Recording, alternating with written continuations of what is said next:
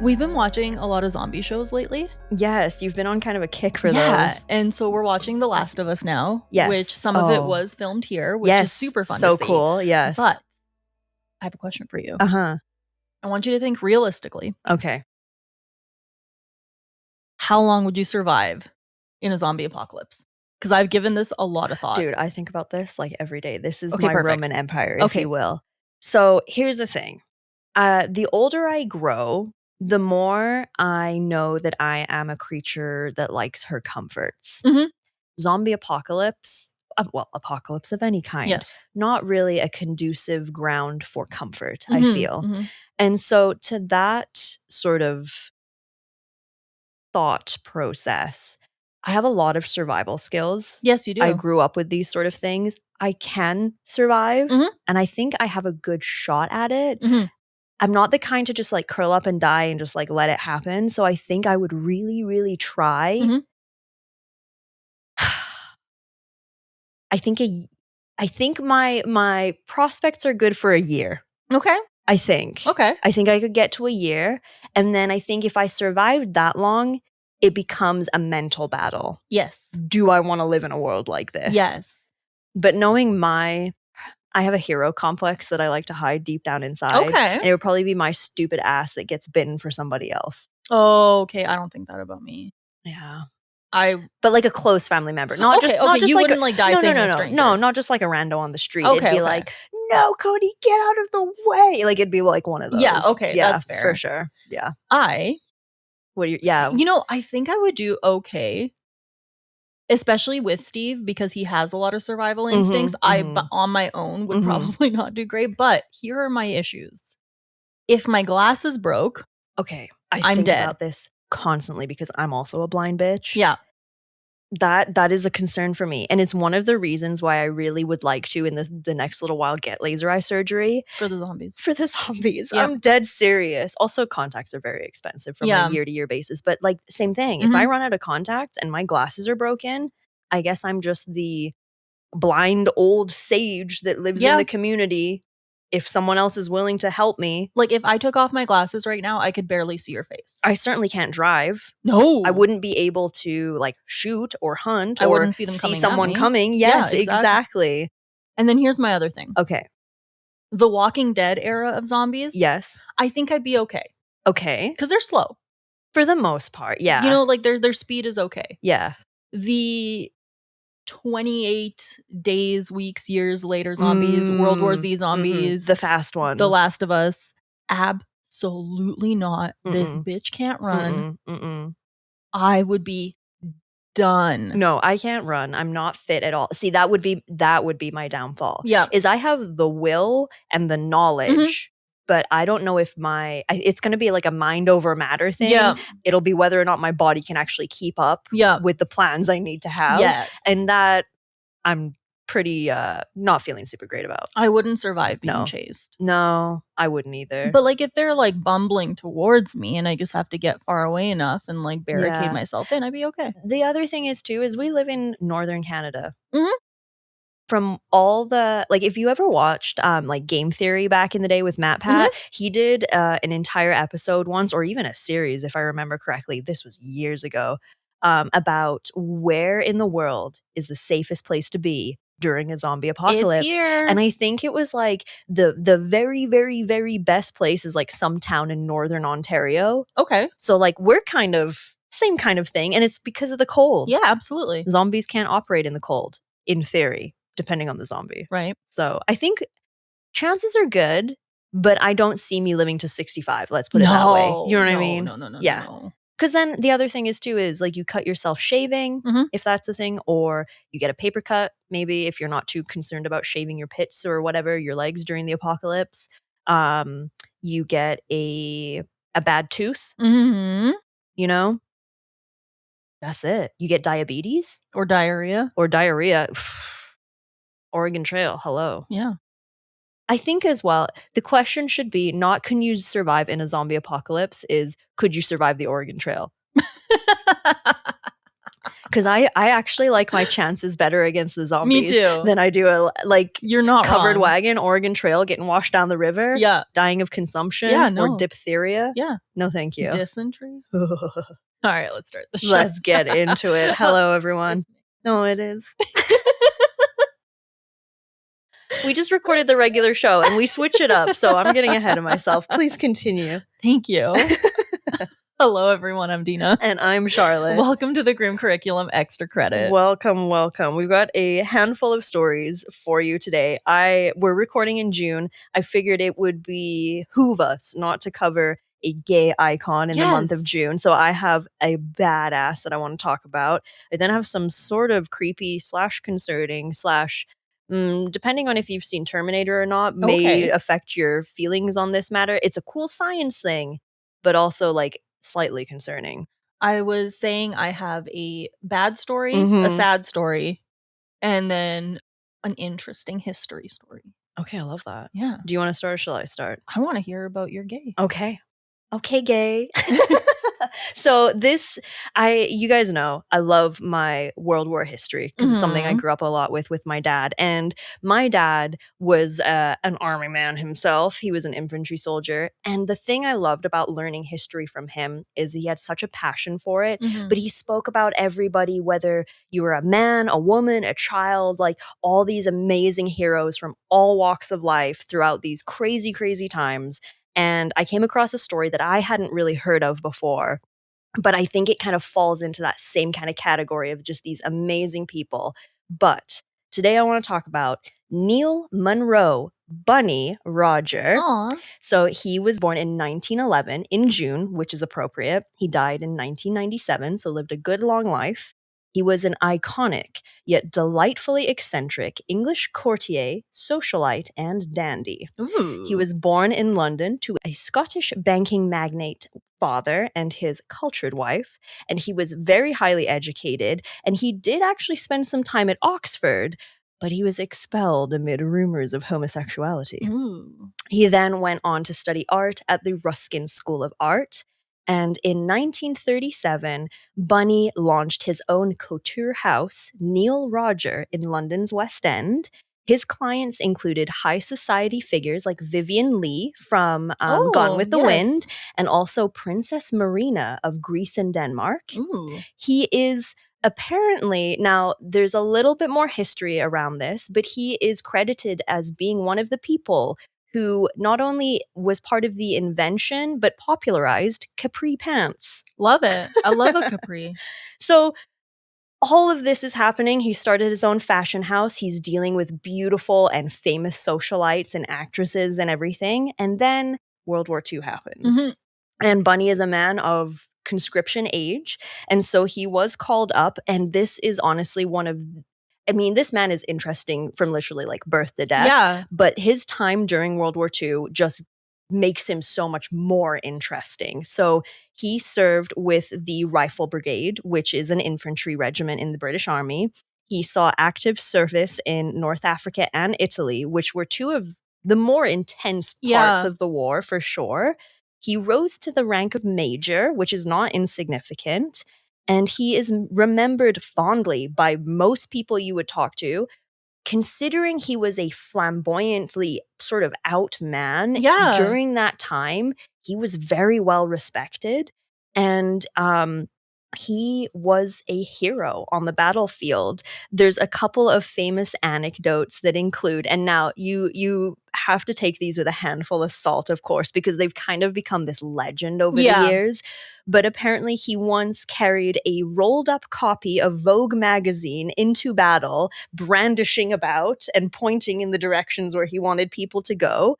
When a general asked him about how he was going to deal with the oncoming conflict with the Germans, he said, "When in doubt, powder heavily." Oh my God, I love this man. He dressed immaculately, even while he was on duty, and he insisted on keeping up appearances as a form of morale, both for himself and his soldiers. He is said to have charged into battle with a revolver in one hand and a cigarette holder in the other.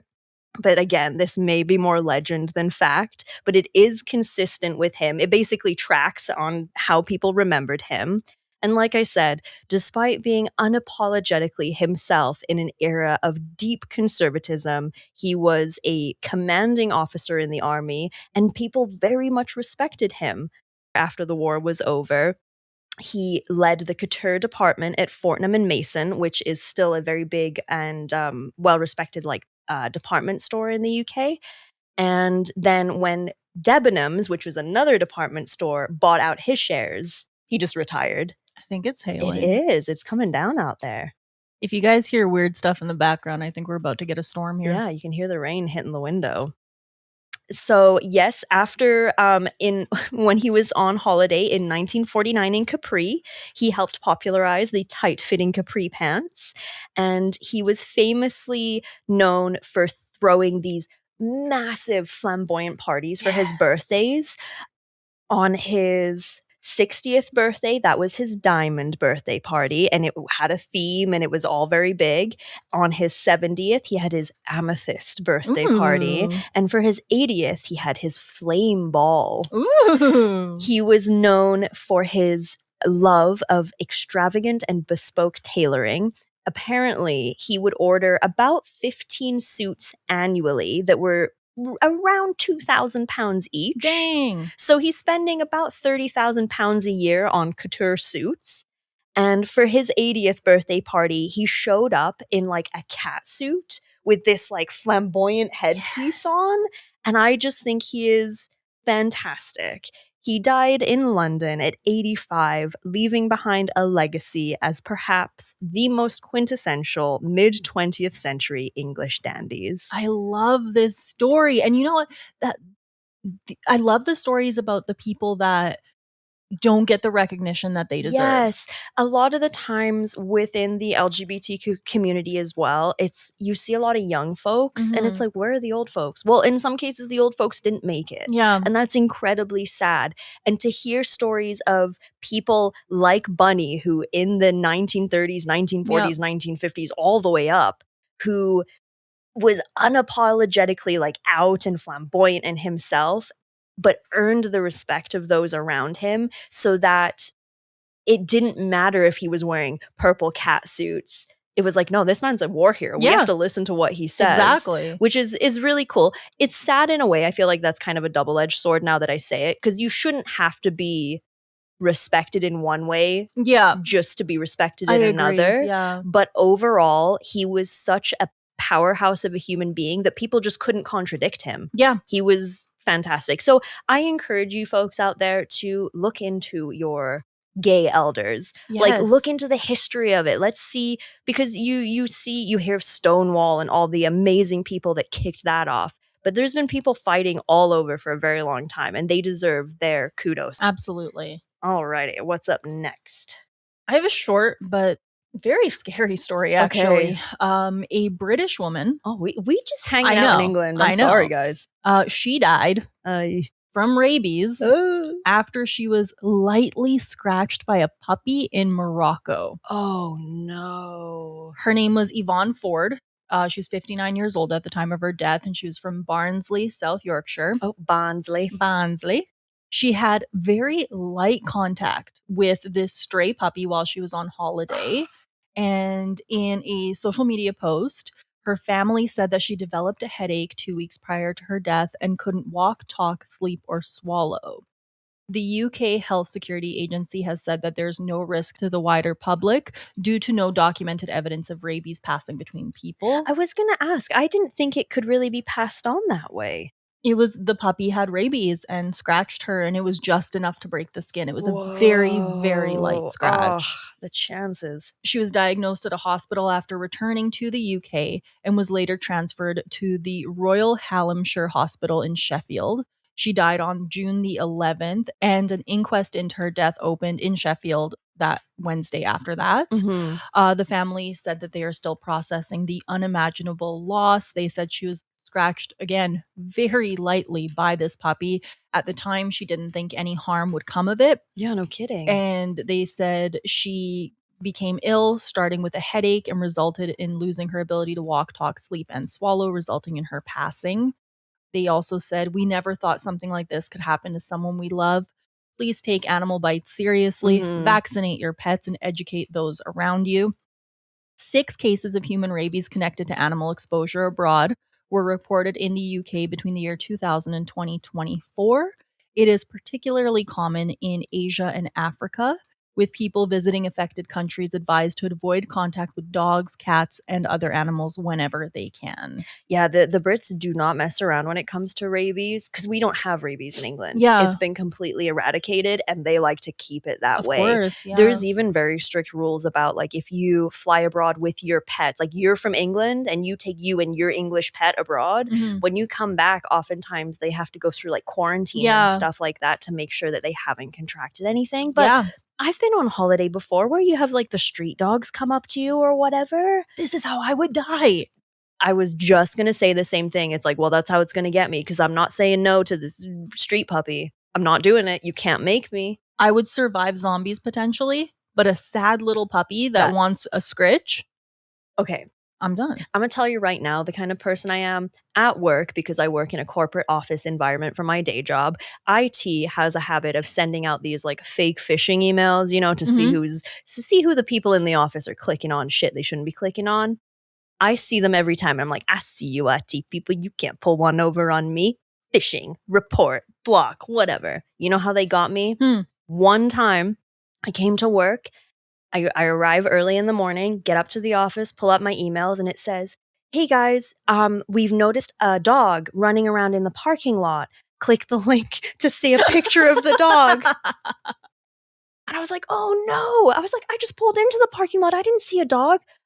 I need to be on the lookout for this dog. So I clicked the link and then the thing popped up like, gotcha. That's relatable. They're never going to get me again, I promise. But that's how they got me with the dog. I believe it. They wouldn't have gotten me with a human child running around out there, but they got me with a dog. When I was really little, I don't remember if I talked about this on the show before, but like I lived in this apartment complex with a bunch of buildings, and my parents, they couldn't get me a dog. We just didn't have the money. Yeah. So I would go to my neighbors that knew me, knock on their doors and be like, can I walk your dog? And they'd be like, sure, yes, you know, absolutely. And I'd walk their dogs.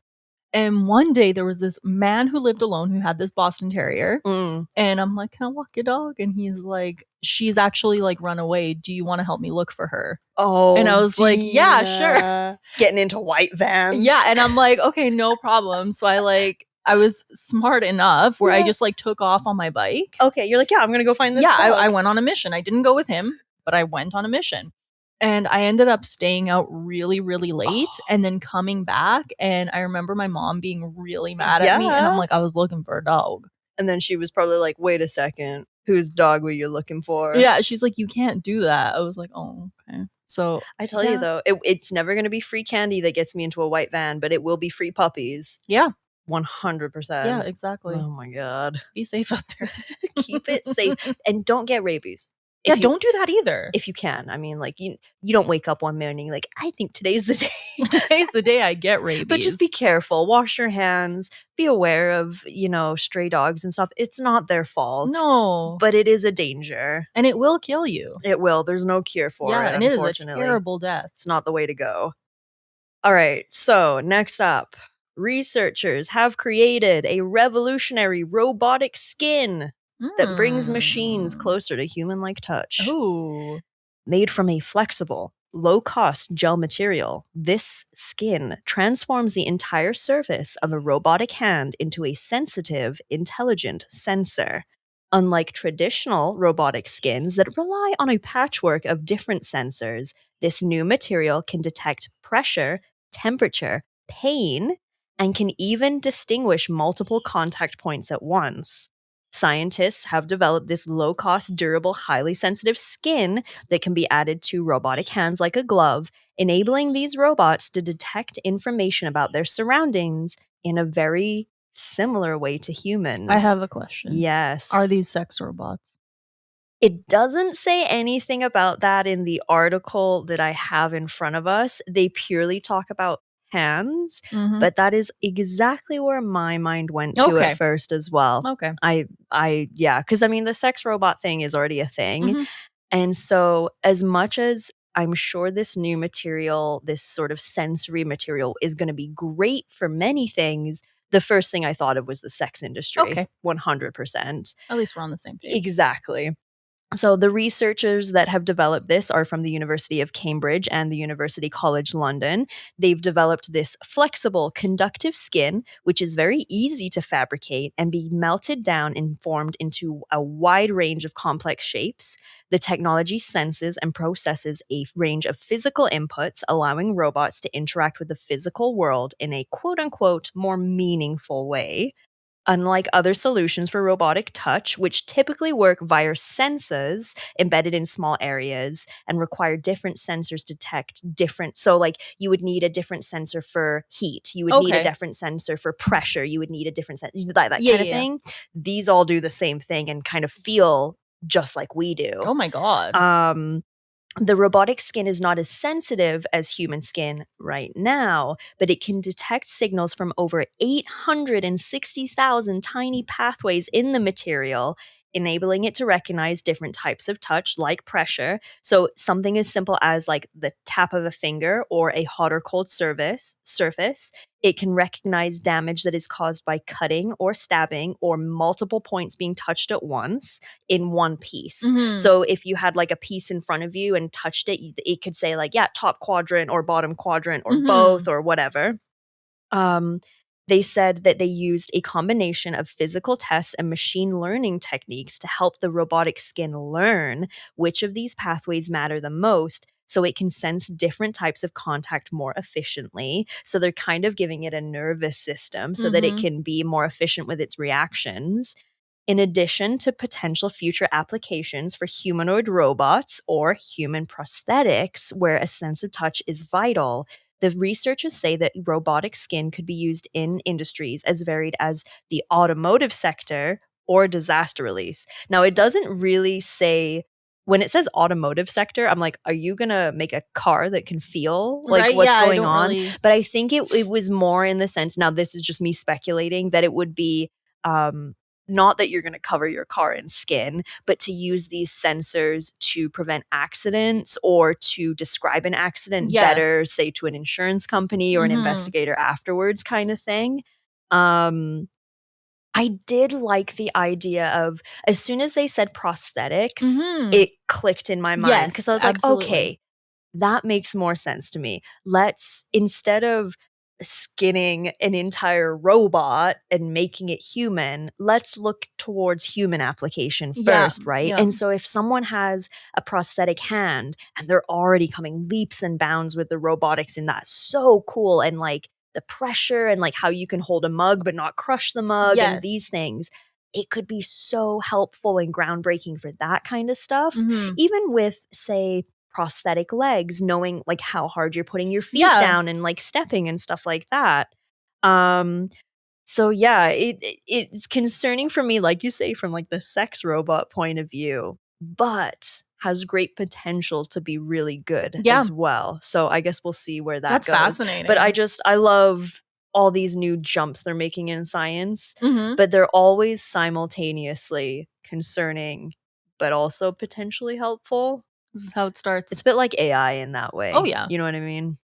Alright, so this story, I just kinda stumbled upon it, but it made me really sad. Oh no. This is about a teacher named Ellen Greenberg. Okay. She was murdered in 2010, Oh. or so they think. Oh. This story is essentially about her parents' quest to learn the truth about what happened to her. Okay. So during winter break in December 2010, she was a first grade teacher and she left Philadelphia to go to the Caribbean with her parents and her fiance. Okay. They were engaged earlier that year and were planning to get married in August of 2011. They seemed to be very happy. They got along really well. And her mother said it was a lovely time. Okay. A month later, Ellen, who was 27, would be found stabbed to death in the apartment that she shared with her fiance, Sam Goldberg. He told police that he returned from the on site gym at the couple's apartment and found Ellen on the floor. And they were on the vacation, but the murder did happen in Philadelphia. Okay. Um, he found her on the floor and she had a 10-inch knife protruding from her chest. Oh my god. She had been stabbed 20 times in her neck and her spine and had a 6-inch gash on the top of her head. To the Greenbergs' shock, on April 4th, 2011, the medical examiner changed the cause of death to suicide. What? That meant there would be no criminal investigation to identify her killer. Okay.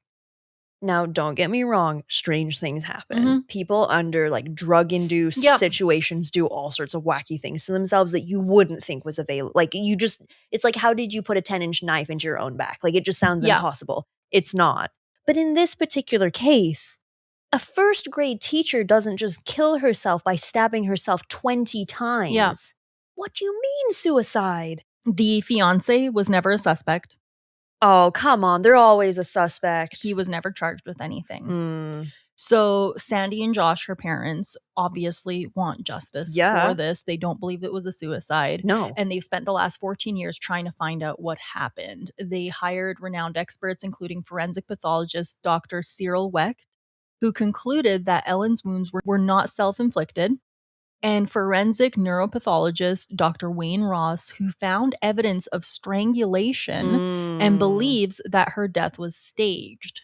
The couple gathered more than 167,000 signatures asking officials to reopen the case. Yes. They filed 2 lawsuits, one against the Philadelphia Medical Examiner's Office, and another a few years later against the city of Philadelphia, and others involved, all alleging that the investigation was so deeply botched that it amounted to a cover-up, according to their attorney.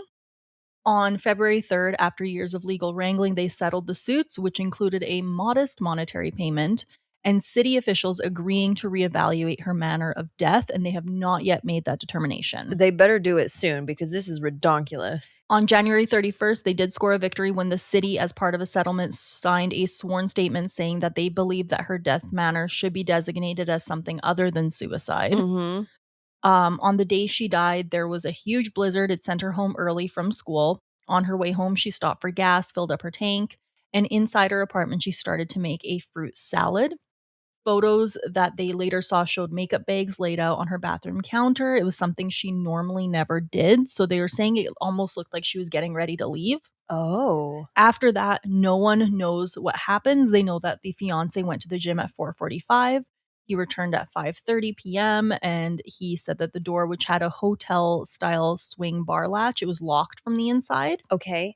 For about 45 minutes, he texted, called, and shouted to Ellen through the door, but got no answer. He was phoning family members to tell them what was happening. At 6:33 p.m., he shouldered his way into the apartment and called 911. He said, "Help, I need an ambulance immediately. I just came home and my fiance is on the floor covered in blood." He didn't notice the knife in her chest until the dispatcher directed him to perform CPR, and he said, "She stabbed herself. She fell on the knife." I don't. 10 of the 20 stab wounds were on the back of her neck, which the investigator had missed beforehand. And again, not impossible, but really fucking hard to stab yourself 20 times in the back. Yes. The investigator also found bruises in different stages of healing all over her body, suggesting that there was something going on. The former Philadelphia Assistant District Attorney, Guy DeAndrea, who reviewed the case from 2015 to 17, said, "There's no way no one can say this is conclusively a suicide. At this point, at a minimum, because of how botched this was, this should be undetermined." Yeah, absolutely it should. Her psychiatrist prescribed medicine for anxiety in the weeks before she died, noting in court papers that she did not appear to be suicidal. Okay. The Greenbergs feel like their lives are completely on hold here. Yeah. Obviously, they say, we don't have the power. They have the power. I just can't believe this. What? I mean, it's looking, in my mind, mighty good for this fiance of hers. It might not be him at all, but how is, like, you're in an apartment building, cameras, something? Yeah. Like, how did this individual who did this get into your building? Because someone must have let them in or like fobbed them in or whatever. If it wasn't the fiance, like someone still got into your building and stabbed a woman. And it's weird that the door was locked though. Yeah. From the inside. So how did that person, I mean, you can lock and then leave and close, I guess, and then it'll lock behind you, but Did no one see a strange individual? Yeah. This poor woman. Yeah, I hope the family gets some answers. I'm going to be keeping an eye out for this one. Because the other thing that made me think as well is if you said she kind of stopped for gas or something. Mhm. What if someone followed her home? Yeah. Right? Like maybe it's not the fiance, but someone followed her back, waited for him to go to the gym, snuck in and did it. Well, where's that guy? Either way, someone's gotten away with murder. A brutal and senseless murder. Yeah. Oh my God, this poor woman. Yeah. Yeesh. Keep your head on a swivel, folks. Absolutely. Our next story, I originally thought that it would be a strange and unusual death. Okay. But it's not. Oh. It is a submission from Cosplay Bug Yeg. Thank Yay, you. thank you. And it is a story of Maggie Dixon. Okay. She was born in Musselburgh in about 1702. Oh, an old-timey. Yes. She married a fisherman, but he quickly left the scene after, depending on two versions of the story you read, he was forced to join the Royal Navy, or he may have just gone out to work on a fishing fleet. In 1723, Maggie found work at an inn in Kelso and subsequently fell pregnant after a relationship with the innkeeper's son. As you do. She concealed the fact of her pregnancy and the baby arrived prematurely. Oh. They don't know if it was stillborn or if it died shortly after. Right. And if it did die shortly after, how it died. Either way, Maggie abandoned the body on the banks of the River Tweed where it was found. Oh. She was arrested and subsequently tried. Some sources say that she was charged under the Concealment of Pregnancy Act, but it's most likely that she was charged due to the death of the child. There was questionable medical evidence that the child had been born alive, and she was convicted and sentenced to death. Whoa, that escalated. On the 2nd of September, 1724, Maggie was hanged at a public execution. Maggie. Her execution was followed by a near riot as friends and relatives fought with medical students for possession of her body. The friends and relatives won, and Maggie was placed in a coffin to be transported for burial. Good. While the party paused en route for refreshment at a pub, oh, Maggie. Oh, no. The lid of the coffin started to move. No, Maggie. And Maggie was found to be alive. Oh, my God. She was well enough that she was able to walk the rest of the way home. Wait, she was hanged? Yes. And survived? Yes. Jeepers. As the sentence of the court had been carried out, as we say, you are to be hanged until you're dead. That's why they started saying that. Yes. Maggie was beyond further prosecution, and she lived for another 40 years. Dang, and was Maggie. nicknamed Half-Hanged Maggie. That's badass. Some say that she survived because she had become a good friend of the rope maker, who supplied the hangman, and the early breaking of the rope allowed for her survival. Whatever reason for her survival, her story is remembered in the name of the Maggie Dickinson pub, which overlooks the scene of her execution. Crazy. Oh my God, Maggie. That is wild. I know. It does make me think of the original like black and white Frankenstein movie. Igor in it. Yes. He is like, he's got the hump and everything. Yeah. But in their version of the story, because it's a little different from the Mary Shelley book, is that they hanged Igor and it broke his neck. But he survived. Yeah. But because he survived, same thing. It was like, well, no, you hung me. That was my punishment. Yeah.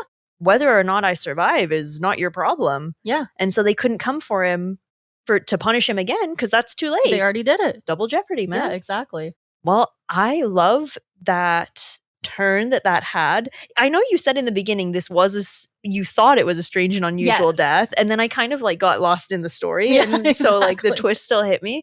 Good for Maggie. Half-Hanged Maggie. Yeah. What a nickname. I know. I love that. All right, but that does bring us to our latest strange and unusual death.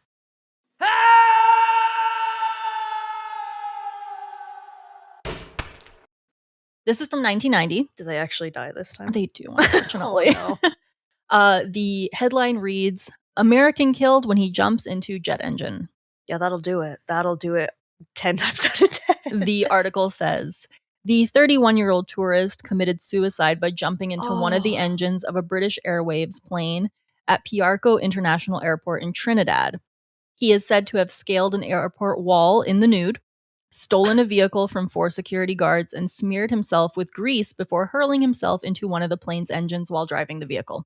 Good heavens. I have a quote from one of the pilots.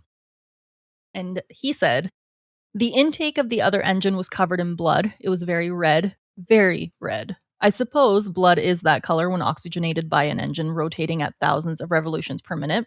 He's right, yeah. Chunks of meat, entrails, and teeth were jammed into every crevice, and a line of what looked like pale brown ribs were stuck on the inside of the cowling. I jumped. 2 eyes. In half, a face stared lifelessly at me from behind an inlet guide vein. Woof. Oh, Lord. That is brutal. That I'm assuming there was some sort of mental health crisis Very much so. happening here, because you don't just scale a wall naked and then drive yourself into a jet engine. Oh, man, of all the ways to go. It's a rough way to go. Oh, Lord. My problem, suicide is one of those things because, of course, it's awful and controversial, and how can you ever put your mind into someone's mind who's done something like that? But to do it in that manner and to also traumatize the people around, Yeah. that I don't like that. Like, that pilot is never gonna get over that. It was witnessed by a lot of people. Yeah. Yeah. Oh, yeesh. Strange and unusual indeed. Not how I wanna go. Me either. Of all the ones we've covered so far, there's not really one of them where I'm like, "Yeah, that'd be alright." No.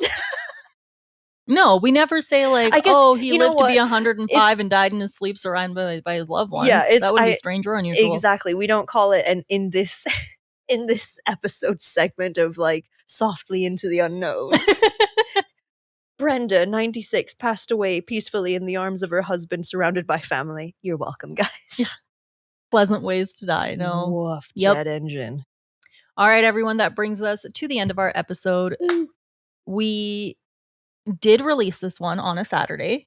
Yeah. So we kind of changed up a little bit. We did. And hopefully that means that more of you are going to listen to Extra Credit, check out the other show, because it is a lot of fun. Definitely different than the normal kind of layout that we have, normal format that we have. And if this is your first time listening to Extra Credit, we hope you enjoyed it. We got a whole lot more episodes for you to catch up on. And normally comes out every second Wednesday. It does. All that being said, thank you so much for listening. This has been the Grim Curriculum Extra Credit. Bye. Bye.